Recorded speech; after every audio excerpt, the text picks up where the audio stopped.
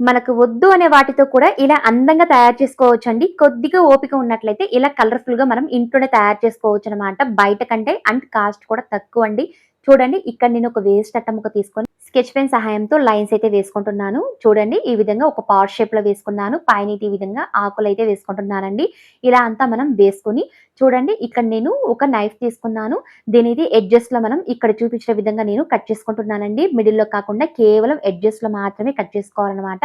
Cut చేసుకున్న తర్వాత చూడండి సేమ్ దీనైతే ఇంకొక అట్ట మీద పెట్టి ఈ విధంగా ఇంకొక పీస్ ఈ విధంగా కట్ చేసుకొని తీసుకున్నానండి. ఇలా 2 పీసెస్‌ని మనం కట్ చేసుకొని తీసుకున్న తర్వాత ఇక్కడైతే నేను డార్క్ రెడ్ కలర్ అయితే తీసుకుంటున్నానండి.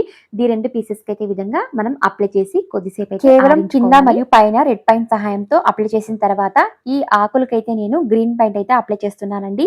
చిన్న బ్రష్ తీసుకున్నట్లయితే చాలా ఈజీగా ఉంటుంది అప్లై చేసేటప్పుడు. ఇలా అంతా అప్లై చేసుకోవాలి 2 పీసెస్‌కి. ఇక్కడైతే నేను మల్టీ కలర్‌లో ఉన్న ఒక లేస్ తీసుకున్నానండి. పైన మరియు కింద ఈ విధంగా ఫెవికాల్ సహాయంతో అంటించుకున్నాను కొద్దిగా. అండ్ పెద్ద సైజ్ మిర్రర్ తీసుకుని ఈ విధంగా మిడిల్‌లో అయితే సెట్ చేసుకుంటున్నానండి. దీనికైతే ఈ విధంగా డాట్స్ అయితే ఉంచుకుంటున్నాను చుట్టూన. అండ్ సైడ్స్‌లో కూడా చూడండి గోల్డ్ కలర్ కుందన్స్ తీసుకొని ఈ విధంగా సెట్ చేసుకుంటున్నాను. ఇలా పైన మరియు కింద గోల్డ్ కుందన్స్‌తో ఈ విధంగా అంతా మనం అరేంజ్ చేసుకున్న తర్వాత మిడిల్‌లో చూడండి డ్రాయింగ్ అయితే వేసుకుంటున్నాను.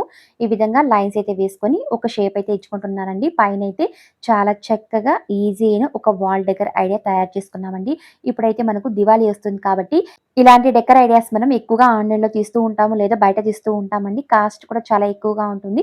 చాలా సింపుల్‌గా ఈజీగా విధంగా ఇంట్లోనే ఇంత కలర్‌ఫుల్‌గా తయారు చేసుకోవచ్చండి.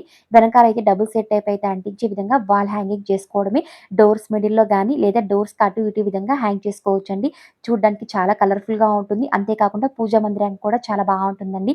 ఈ ఐడియా మాత్రం నాకైతే చాలా బాగా నచ్చిందండి. ముఖ్యంగా ఈ దివాళీ టైంకైతే ఖచ్చితంగా ట్రై చేసి ఎలా ఉందో ప్లీజ్ కామెంట్ చేసేయండి. Please like, subscribe and share చేసేయండి.